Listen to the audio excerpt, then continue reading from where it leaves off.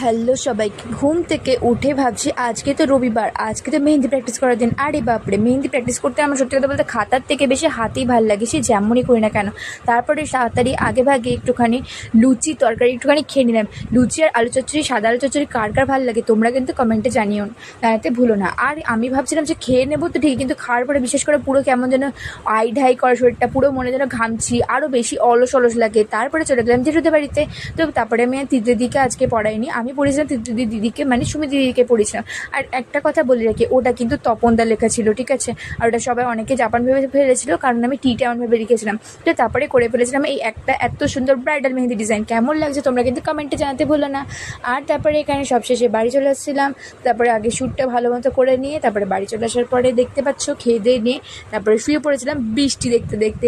এর মধ্যে ফটফট করে আগে বেরোচ্ছে রোদ্দুর, এমন রোদ্দুর বেরোচ্ছে বলবার মতো না, আবার বেরোচ্ছে বৃষ্টি। কি আর করা যাবে, তাই না?